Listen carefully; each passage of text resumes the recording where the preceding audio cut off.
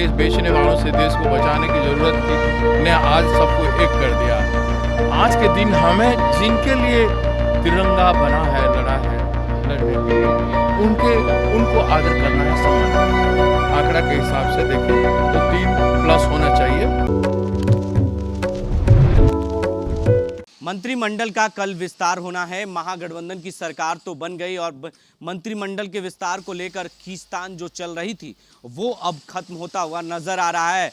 कल जो है मंत्रिमंडल का विस्तार होगा। ऐसे में कांग्रेस कार्यालय में आज कांग्रेस के प्रभारी भक्त चरण दास ने कहा कि 3 सीटें जो है हमें मंत्रिमंडल में मिल रही है और 3 हमारे कांग्रेस से मंत्री बन रहे हैं। ऐसे में जो प्रभारी हैं भक्त चरण दास, उन्होंने कहा कि पहले देश बेचने वाले से बचाना है और तिरंगे के पास मैं खड़ा हूं और तिरंगे के लिए ही समर्पित हूं।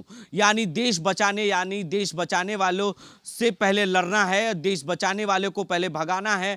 यानी कांग्रेस प्रभारी ने सीधे तौर पर बीजेपी पे हमला किया और कहा कि जितनी हमारी हिस्सेदारी है वो हमें मिल रही है, 4 हमें मिलेगी, लेकिन अभी फिलहाल 3 मिलेगा और आगे जो मंत्रिमंडल का विस्तार होगा उसमें 1 सीटें और हमें मिलेगी मंत्री पद का, जिसको लेकर जो खींचतान चल रही थी वो अब खत्म हुआ और कांग्रेस प्रभारी भक्त चरण दास ने 3 सीटों को लेकर घोषणाएं कर दी है कि 3 सीट कांग्रेस के खाते में है और वो मंत्रिमंडल में शामिल हो रहे हैं। ऐसे में भक्त चरण दास ने सीधे तौर पर पत्रकारों से बातचीत करते हुए उन्होंने तमाम जानकारियां विस्तार से दी है। कहा है कि देश बेचने वाले से पहले बचाना है, क्योंकि बिहार में हमारी सरकार बन गई है। ऐसे में अब देश को बचाने में लगना है। क्या कुछ कह रहे हैं भक्त चरण दास, पहले वो आप सुने।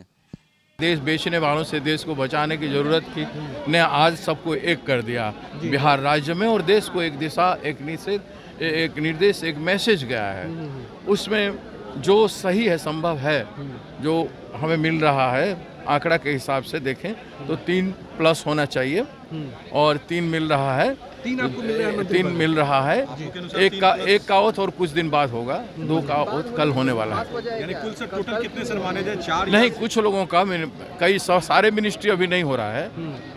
जब और कुछ मिनिस्ट्री जो बच जाएगा वो नेक्स्ट टाइम होगा, महीना 2 महीने के अंदर होगा, उसी समय और एक लिया जाएगा। सर ये क्या बीजेपी कोटे से जो है वो मिलेगा या फिर कुछ नया जो है वो हमने उतना डिटेल में नहीं गया, क्योंकि उस क्रम में नहीं है। जब तिरंगा के तले हैं तो देश के लिए बोल रहे हैं, देश के लिए कह रहे हैं। कांग्रेस देश के लिए खड़ा होता है। चेहरे होंगे क्योंकि लगातार कांग्रेस बोल रही है कि ऐसे व्यक्तिगत विचार से ऊपर उठकर कांग्रेस के हाँ, व्यक्तिगत विचार से ऊपर उठ करके बिहार राज्य की संरचना, बिहार राज्य की सामाजिक स्थिति के साथ साथ आज के दिन हमें जिनके लिए तिरंगा बना है, लड़ा है, लड़ने के लिए उनको आदर करना है, सम्मान करना है। श्रम की महिमा और यहाँ की फ्लैग होस्टिंग का कुछ अर्थ रहता है कि तिरंगा यूँ नहीं होता है, उसके पीछे जो देश की आवाम का जो बलिदान है, आवाम के साथ साथ देश के नेताओं का, भारतीय जातीय कांग्रेस की एक से एक बड़े बड़े महान विभूति जिन्होंने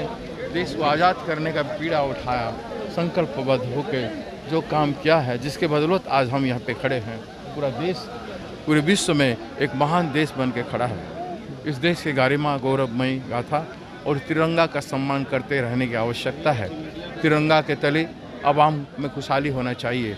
गरीब, दलित, शोषित, महिला, नौजवान और अक़लियत, सारे लोग, सारे जाति, धर्म के लोगों का खुशी से तिरंगा को लेके गर्व करें, ऐसा एहसास होना चाहिए, ऐसा प्रशासन होना चाहिए, ऐसा संविधान का सुरक्षा होना चाहिए, जिस संविधान के तहत सभी लोगों को आश्रय मिला है।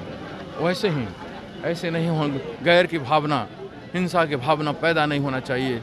अहिंसात्मक लड़ाई से ही देश आज़ाद हुआ था और उस लड़ाई को भूल नहीं जाना चाहिए।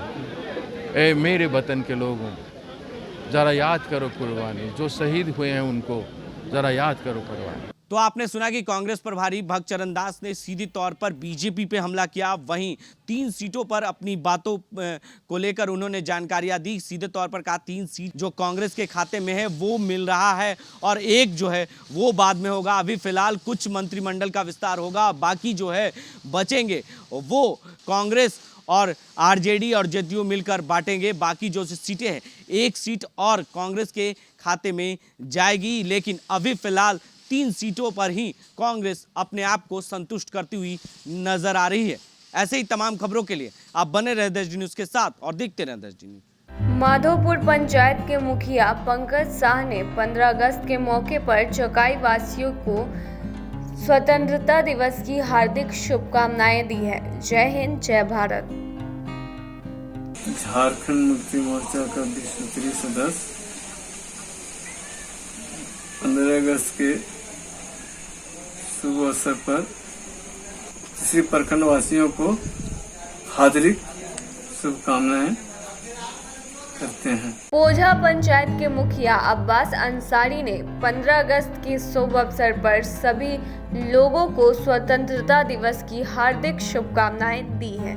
जय हिंद, जय भारत। इसके 75वां स्वतंत्रता दिवस के शुभ अवसर पर सभी लोगों से निवेदन है अपने घर पर तिरंगा झंडा लहराएं और जम्मू जिला वासी सहित बिहार के वासियों को हार्दिक शुभकामनाएं एवं बधाई।